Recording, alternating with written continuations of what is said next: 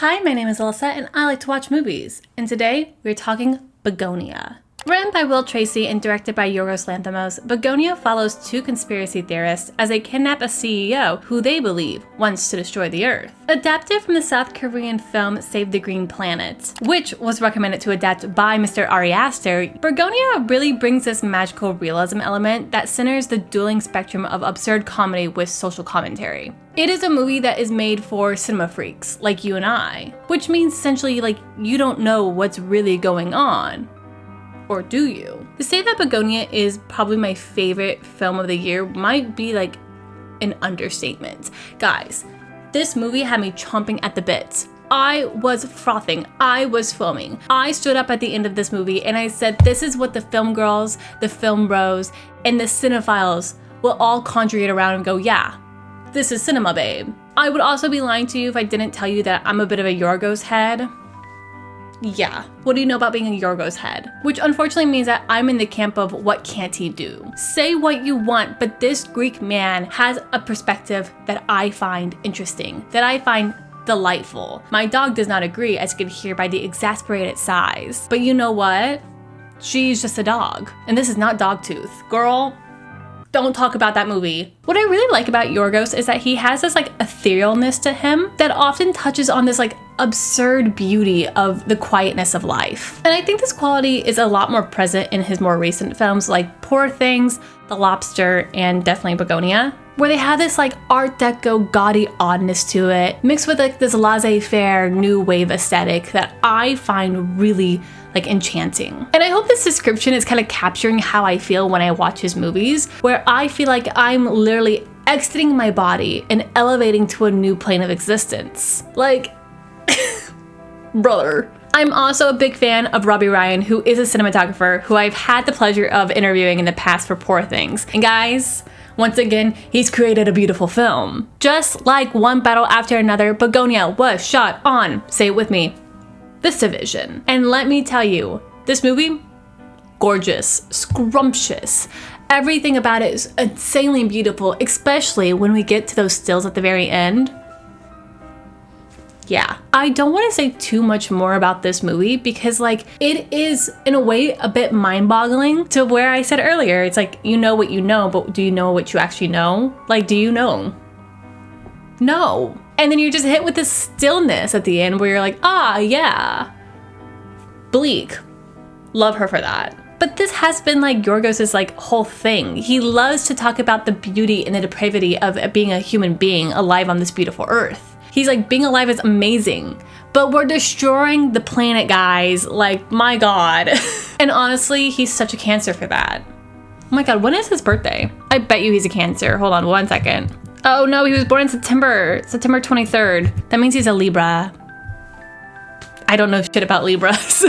All this to say, it's I can't talk about Bugonia in a spoiler-free review without giving something away about this movie that is just magnificent. So if you want a spoiler light review, that will be available in the chapters below. But guys, let's get into this plot. This is where I tell you that I am drinking a Pacifico once again. Remember in my last video how I was I'm gonna retire them? Well, I might have accidentally bought a big pack and I don't drink bevies all that much like this per se. So it's gonna take me a minute. So you might see Pacificos for a minute, guys. I'm so sorry. So cheers. This is also where I tell you that everything moving forward will be spoiler heavy. So if you do not want Bugonia spoiled for you, girly pop, jump to the grade, or go watch the movie. Those are your two options. But if you're still here, let's talk. We open with Teddy Gatz telling us that it all started with something magnificent. And of course, we are talking about the bees. Teddy is really and truly a save the bees kind of guy. And he tells his cousin Dawn that all the worker bees are abandoning the queen and dying due to some sort of pandemic.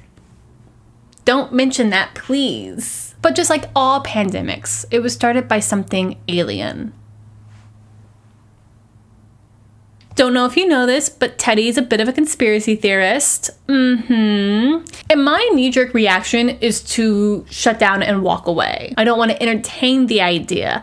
I do not want to hear the idea. I want to physically distance myself from people who are just did you know that they are trafficking children at Pizza Hut?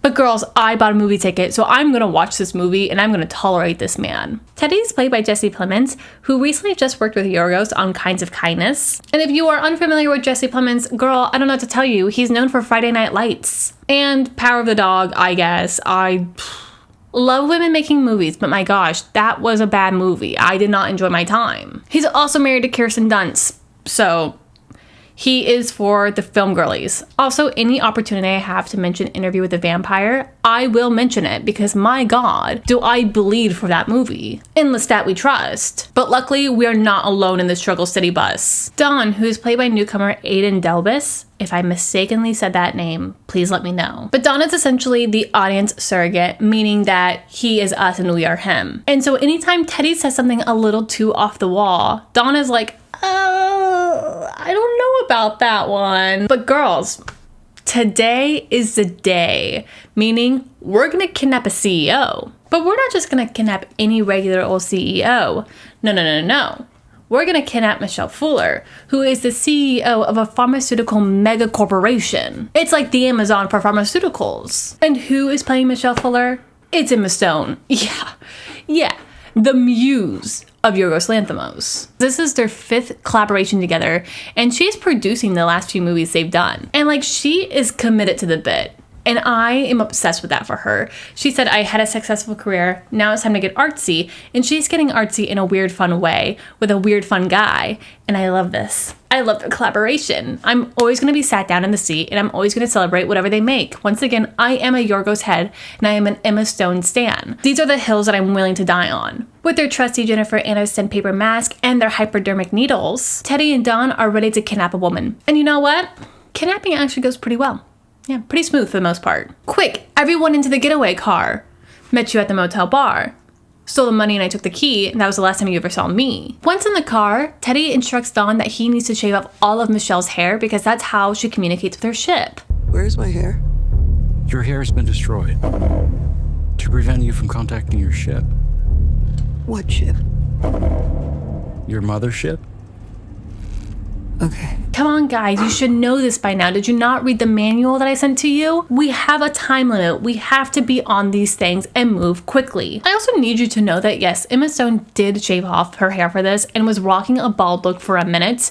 And every time I see a woman who is bald, like absolutely owning it, I go, can I do that? Can I be bald? And then I stop and I go, not this year. Not this year. When Michelle comes to, she is in a very precarious situation. She is handcuffed to a bed in a basement of a crazed man's house. Michelle is like, got it. So you have fully lost the plot by thinking I'm an alien. That makes sense. And what is my purpose? Like, what do you think I'm here to do? And he's like, you're here to destroy the earth. Uh-oh. Michelle's like, okay, 1, no. 2, no. Now let me go. Teddy's like, hey brother, we got 4 days until the lunar eclipse, which is when your mothership is going to arrive. I just want to go and talk to the head honcho there so I can save the earth, you know, because that's my duty. That's why I'm put here on this earth. And you, Michelle, just have to take us there. That's it. That's all you have to do. Easy peasy lemon squeezy. Michelle's like, okay. Once again, you have lost the plot fully. I am not an alien. What proof do you have? And he's like, if you don't want to talk, fine. I'll see you tomorrow night. Love and light, babe. Okay, girls, place your bets. Has Teddy lost the plot? We will track the winner in the comments below. That night, we get a beautiful vignette that is in black and white. Ooh, stylish, gorgeous. We'd love to see her. In the flashback, we see Alicia Silverstone in pain. She's like, I'm having the worst time of my life. And we zoom out and she's in a bathtub and she is filled with a bunch of needles. And poor Teddy is just pulling each one out. And he's like, you're gonna be better. You're gonna be okay. Alicia Silverstone is playing Teddy's mother and she is going through opioid withdrawals. Ugh. I wonder if it has anything to do with that giant mega pharmaceutical company in their town.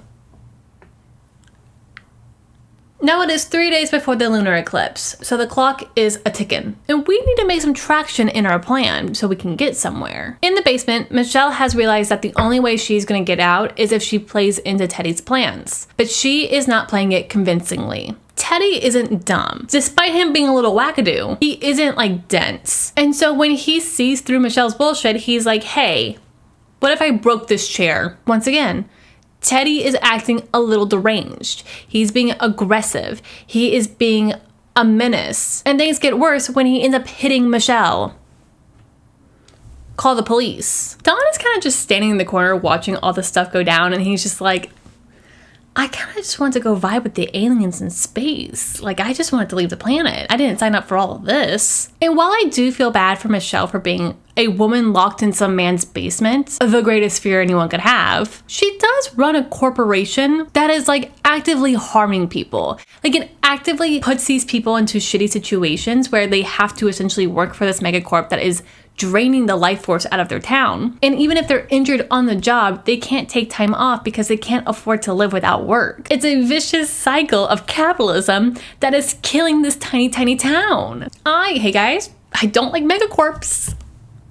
I hate to say it. I hate to say it that I'm not a capitalist. So I can see that like Michelle is not a good person, but neither is Teddy. So my feelings about Teddy are conflicted because like he is wrong, but he also like is being abused and exploited by the system created by Michelle. And like I feel bad for Michelle because she's locked in a man's basement, but at the same time, she is a corporate overlord. So like, I don't know, spray them both with a hose, I guess.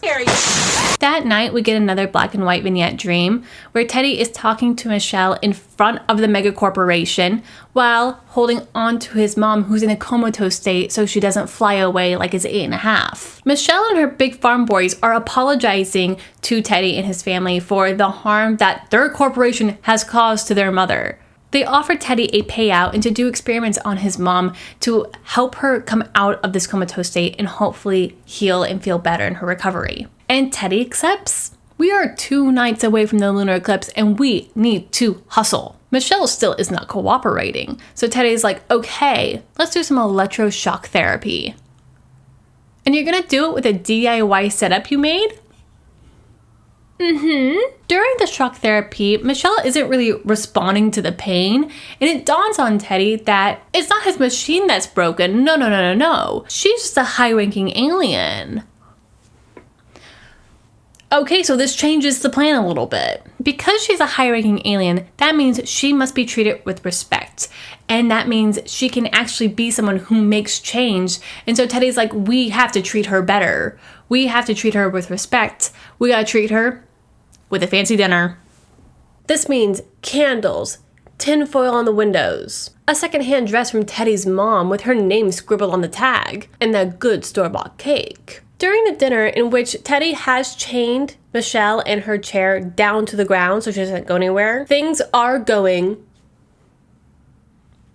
pretty well. Turns out that Michelle and Teddy actually have a lot in common. They both think they are doing good things for the planet, yet in different ways. And, guys, believe it or not, they both like bees. However, Teddy scoffs when Michelle's like, I also like bees. He's like, you don't like bees as much as I like bees. Plus, you are the reason the bees are dying. Save the bees, remember? Teddy blames Michelle and her alien race for the colony collapse disorder, which is this phenomenon where worker bees in the colony just vanish, leaving behind the queen, the honey, and any larva. It's a lot like the situation in Weapons where the children just disappear. Not to be like not a girl's girl, but Michelle does initiate a standoff when she goes, the bees aren't even dying anymore, you dummy. You idiot. Turns out that apparently like all these things we believe to be killing bees aren't actually killing the bees, and the bees have been doing fine. And you know who didn't do any research into this information? Me. So bee fans out there, you let me know what's going on with the bees because I do not know. And you know who else doesn't want to know? Teddy. In fact, he is at his boiling point. And things get worse when Michelle's like, I remember your mom. I remember your opiate-addicted mother. I also remember that we are treating her with an experimental drug that could save her life. And we're trying our best, Teddy, but you need to cooperate with me. And Teddy's like, what if I crawled across this table, tackled you to the ground, and started choking you out? Is anybody gonna complain? I will. because I think that's unhinged behavior. We've lost the cinematic art of people crawling across the table. I remember Taylor Swift doing it in the Eras tour during the first part, like the US leg, and like we don't see it as much as we should. Like, let people crawl across tables, please, for the love of God, for the love of our cinematic God. Let people get on their hands and knees and crawl on tables. You're probably wondering, what has Don been up to? Don was just trying to eat his spaghetti. He was trying to vibe and hang out, eat his dinner, and eat some cake, because that is good cake. But every time he's hanging out, shit hits the absolute fan. Unlike Don, who is just trying to vibe out, Michelle is trying to survive. She has a drive to survive, and she goes, what if I stabbed this man with a fork? Once Teddy is stabbed by the fork, Michelle does get the upper hand and starts choking him out, and things are looking dire. Quick, Don, butt Michelle in the back of the head with the gun. Don, the violence, I was not expecting this from you, my dude. But he really came in clutch, because right as soon as they knock her out, there's a knock at the door. Now, who are you? Luckily, it is not the owner of the house, it's just a cop. Teddy, who again is still bleeding from his open wound, opens the door to Cop Casey, who is played by Stravi? Guys, some of y'all asked me what I thought about his performance in the movie, and I was like, it was really good. I don't know who this man is. I mean, he could be walking down the street, I wouldn't know a thing.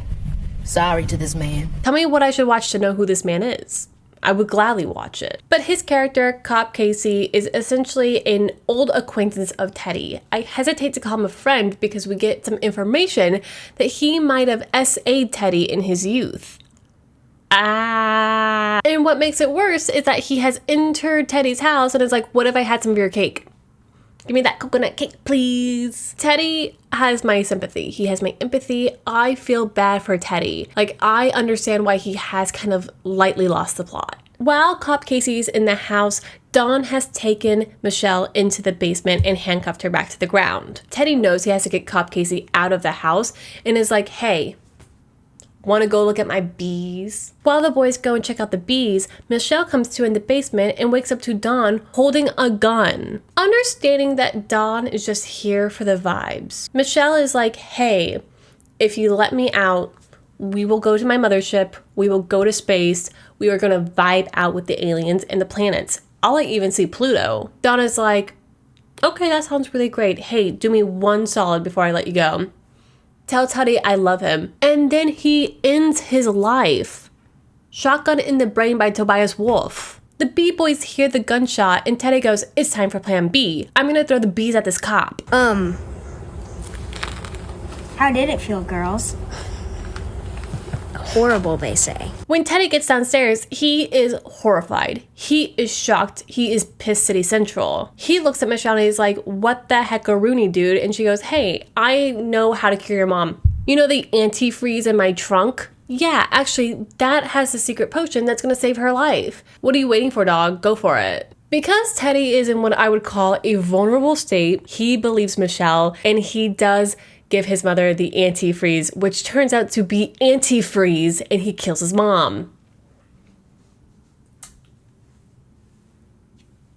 While Teddy is accidentally killing his mom, Michelle is looking around the basement and finds a faulty wall, and she's like, what is behind wall number 2? And then finds a bunch of chopped up bodies.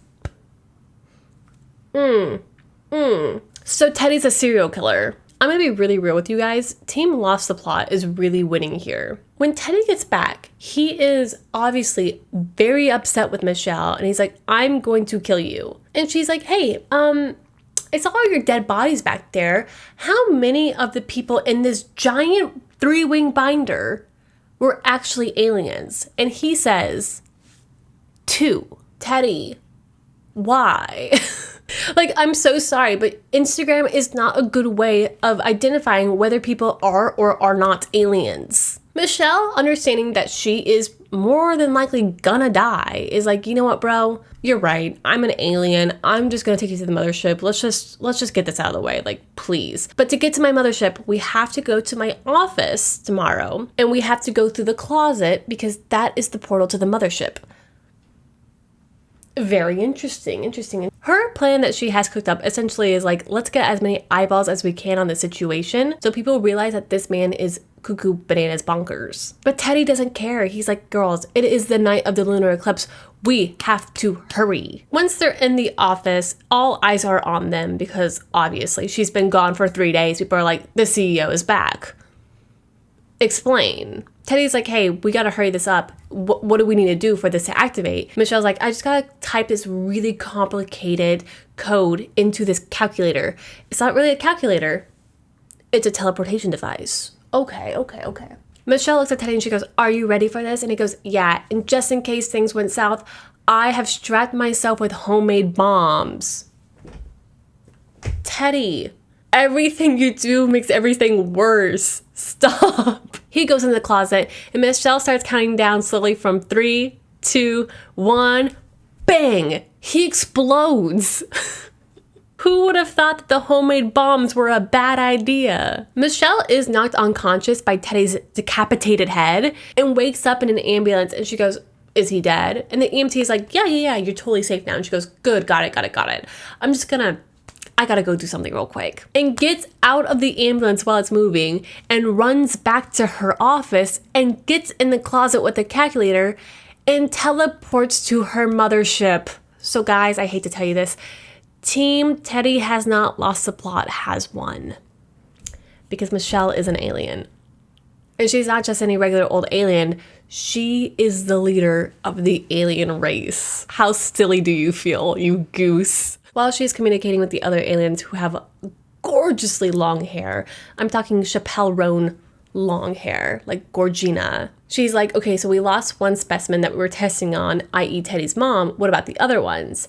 And they report back to her that the other experiments are also failing. This means that humanity is more than likely doomed and there's no saving the human race. So what do we do in this situation? We destroy Earth by popping a giant bubble around a flat diagram of the Earth. After Michelle has ended all life on Earth, we get a slideshow of stills that show us all of the dead humans across the world, set to the beautiful song Where Have All the Flowers Gone by Marlene Dietrich. The Bugonia. Folks, Bugonia is it for me. I love this movie. I had a great time watching it. Not only is she, and yes, she is a girl-coded movie, I don't know what to tell you. She's giving paranoia, she's giving stress, she's giving absolute what the f moments. But she's also giving this melancholy that I really enjoy in movies. And it kind of captures the sadness of human existence. And what I mean by sadness, I mean this kind of ambivalence, this kind of purgatory-esque state of what it means to be alive, because the only meaning to it is the meaning you give it. But within Bugonia, what I think is really interesting about this melancholy is its examination of the human condition, of the current human condition that is fueled with rage and just confusion. And that's just the current human condition that so many people are dealing with. As I mentioned throughout the video, I have a lot of sympathy and empathy for Teddy because he is really this Greek tragic character. He wants to do good, but his actions are a little too unhinged. But in reality, could he have saved Earth if he were able to stop Michelle from whatever she was doing? Or if he was able to actually get to the mothership and not be his own force of destruction? He was desperately seeking answers that, yes, he had the correct answer to. Even when he had the correct answers, nobody believed him. And it's really hard to validate the things he was doing because, yes, they were extremely harmful and out of pocket, but he was justifying it with conspiracy talk and, again, thermal imaging through Instagram.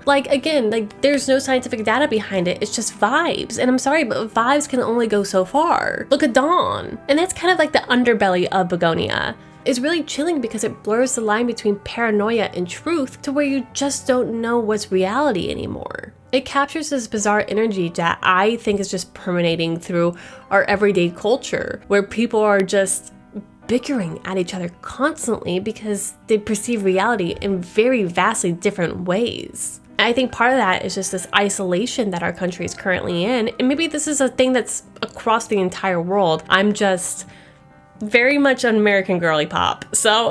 And I think films like this are really important because they show that, hey, let's look big picture and broaden our scopes a little bit more and have conversations with communities and not be so isolated and try to fight battles by ourselves, because when you do that, you end up blowing yourself up in a closet with a Louis Vuitton behind you. I really do hope that Yorgos continues to work with Will Tracy, because Will Tracy is just really good at writing like American satires. If you don't know, Will Tracy is the writer behind Succession, Eddington, and also The Menu. And so his like awareness and sharpness behind satire mixed with Yorgos's like oddity and absurdity brings together this real beautiful piece of art that is like chef's kiss. With all of this said, Bugonia gets an A from me. Yeah, she really is that good. I highly recommend that you check this movie out in theaters.